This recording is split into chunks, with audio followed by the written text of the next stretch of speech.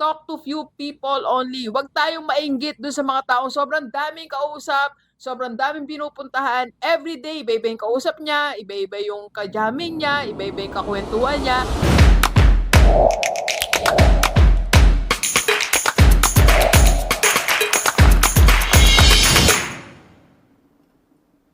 This 2026, there are 7 boring things na kailangan mong gawin. Yes, this 2026, magpaka-boring muna tayo. Napansin mo ba 2025, 2024, 2023, few years back, sobrang active natin, hindi tayo boring, active na active tayo, galaw tayo ng galaw, gawa tayo ng gawa, pero hindi pa rin naging successful ang business natin. Yung career natin naging stagnant, and worse, hindi tayo nakaipon, hindi nadagdagan yung income natin. So this 2026, try natin maging boring, alright? So first thing you need to do is slow down. Yes, one slow move towards one thing. Isa lang munang gawin mo this 2026. Kung nagbebenta ka, magbenta ka lang muna. Kung dyan ka sa beauty products, dyan ka lang muna. Kung nasa financial industry ka, dyan ka lang muna. Kung gusto mong maging speaker, mag-vlog, dyan ka lang muna. Slow down, ibig sabihin po, you think, then you act. You think again, then you act. Only on one thing. Second is, talk to few people only. Huwag tayong mainggit dun sa mga taong sobrang daming kausap, sobrang daming pinupuntahan. Everyday, iba-iba yung kausap niya, iba-iba yung kajaming niya, iba-iba yung kakwentuhan niya. Huwag tayong mainggit sa ganon. Ang boring, ito yung meron ka lang kausap na 2, 3, for 1 year, pumili ka lang ng at least 5 to 7 people para makausap mo. On one thing only. At itong mga tao na to, alam mo, malaki may tutulong sa'yo. Boring tingnan dahil you keep on talking on one thing, it's okay. Alam nyo, I did that for 2 years. I'm only talking to few people. 3 to 5 people only. Boring. Nagkakapilang kami, nagkukwentuhan. But we improve our 2 businesses. And number 3 is focus on one source of income only. Huwag tayong mainggit doon sa maraming sideline, merong multiple sources of income, kumikita sa 5 negosyo, kumikita sa 7 negosyo, sideline A, sideline B.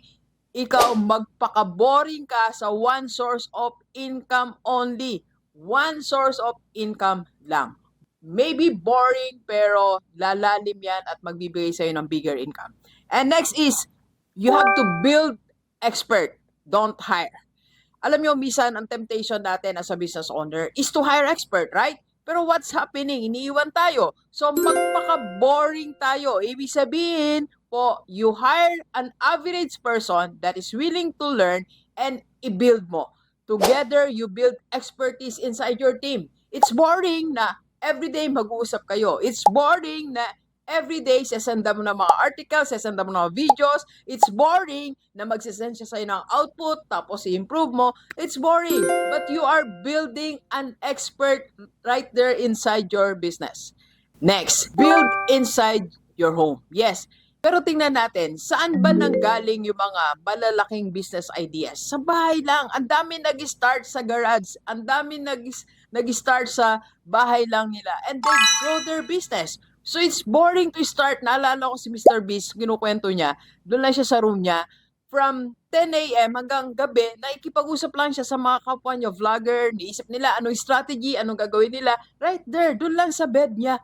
It's a boring activity. So start something sa bahay mo. Again, huwag tayo mainggit sa mga taong laging nasa labas. Ikaw mag-build ka right there inside your home. And next is, have time to be alone. You go to Starbucks, you go to coffee shop, you go somewhere, you bring your notebook, bring your pen, dun ka mag-isip, dun ka mag-layout ng plans mo, dun ka mag-compute, dun ka maglagay ng top 5 to execute mo this 2026. And last is keep on reading, keep on writing, keep on thinking.